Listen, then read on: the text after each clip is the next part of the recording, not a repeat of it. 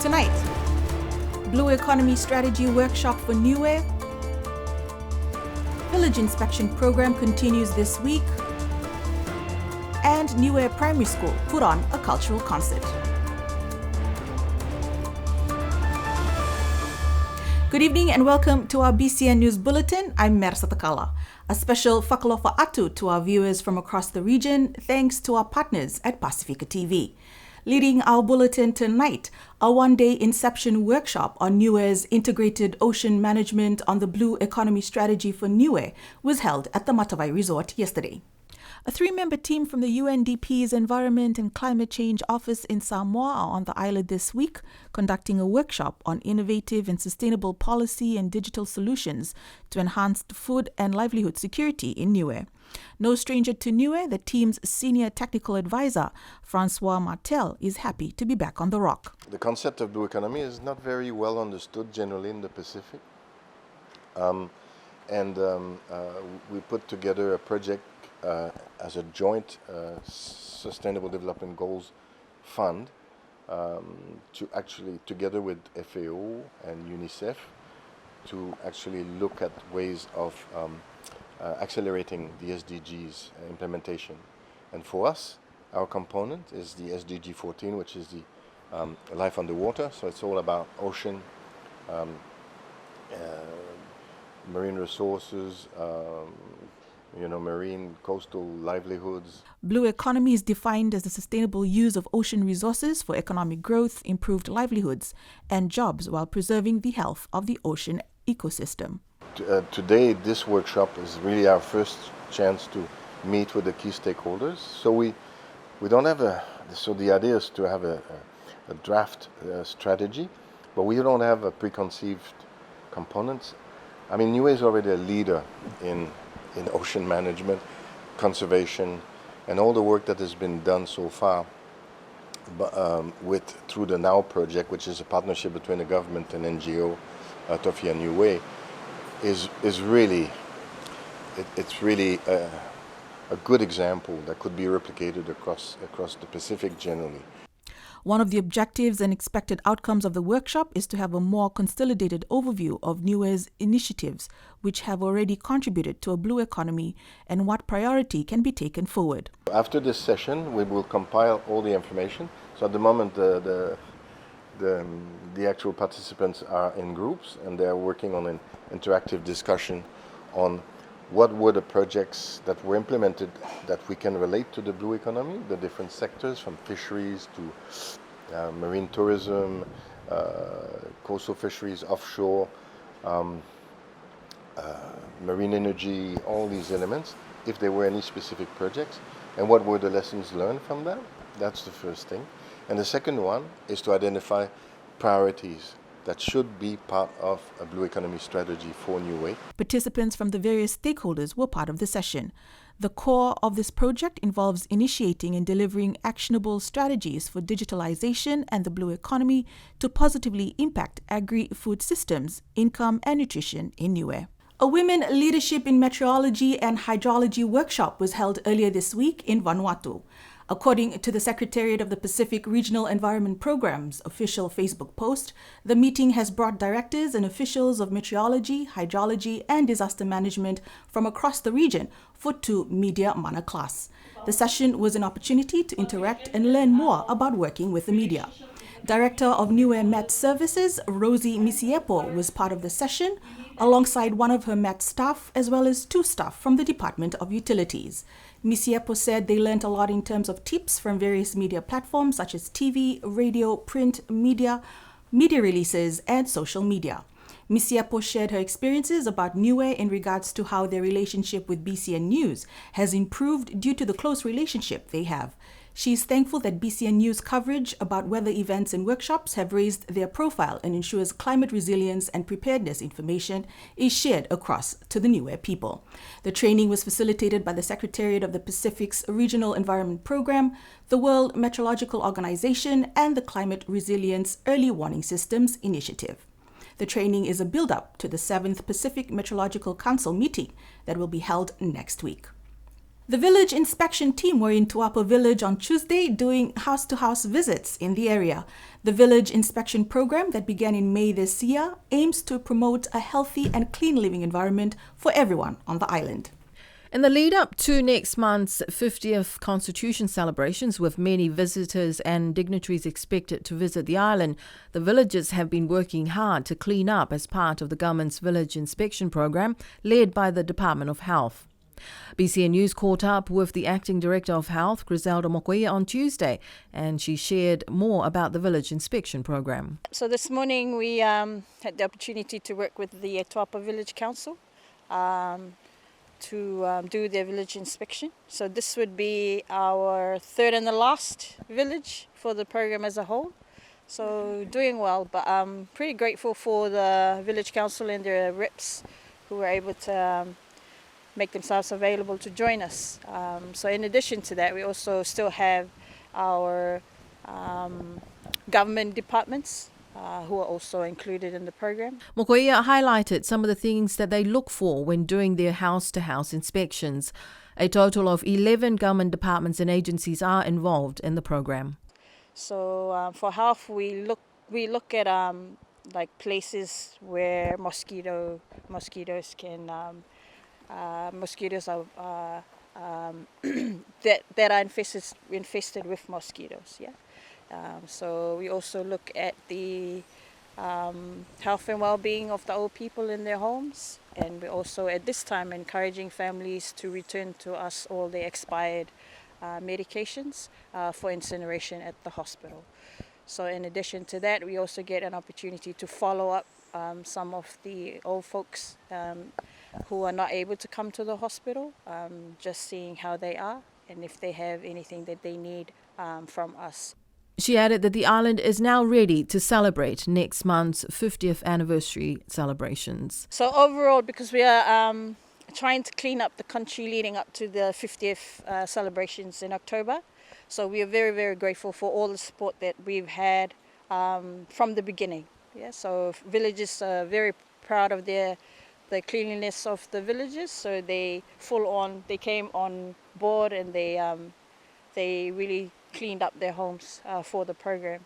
So just little things that we have seen from 6 years ago that still needs to be improved, but overall we are thankful for the opportunity to come out and do the inspections again.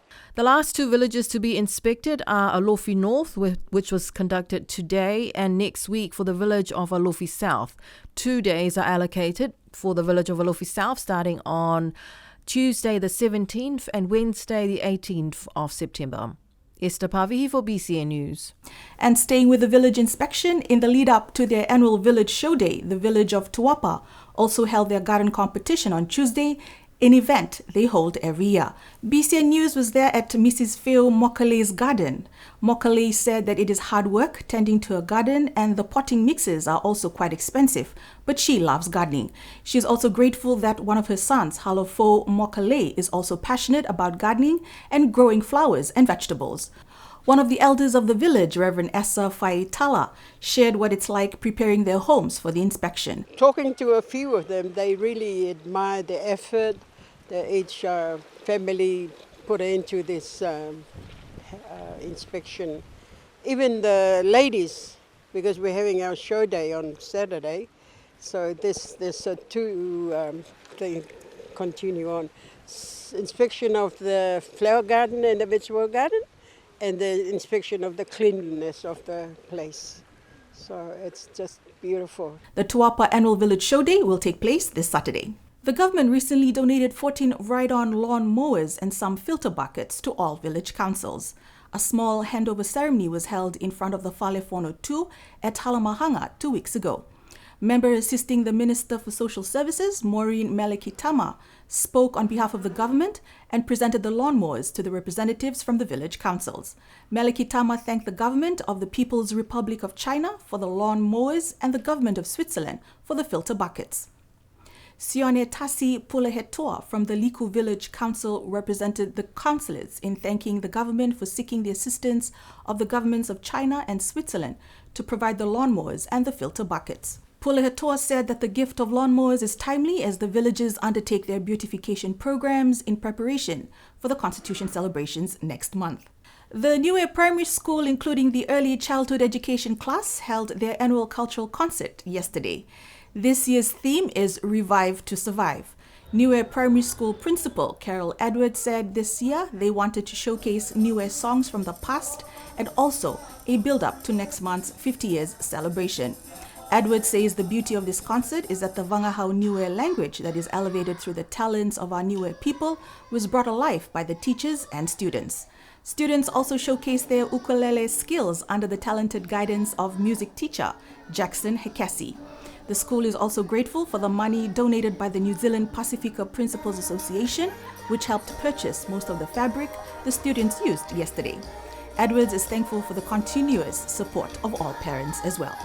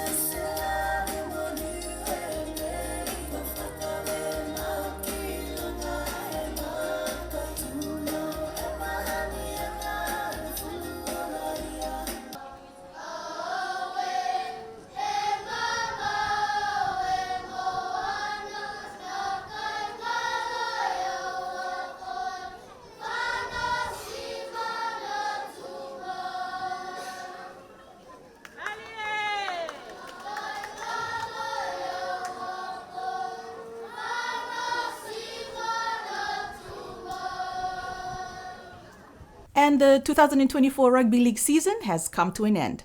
Tuamotu Niue Rugby League Vice President Dave Ulukita has extended his heartfelt thanks to everyone who supported them throughout each game. A massive congratulations goes out to the South Team Tafisi for the impressive 3-round victory ending in a nail-biting draw 30-30 against North Team Motu last Saturday held at the Paliasi ground. The organizing committee is thankful to both teams and coaching staff for their dedication and hard work all season long and is appreciative for all the efforts and looks forward to seeing everyone in 2025 for another exciting season. And finally tonight, our feature segment is all about our local people doing extraordinary things in our communities and abroad. Tongan, Niue and Samoan award-winning playwright Lecky Jackson Burke has achieved a lot in his young career. BCN News had a chance to speak with Lecky, who was recently on The Rock. Lecky Jackson Burke is a name to look out for in the film industry as he grows his work as one of the youngest award-winning Pacifica playwright in the region.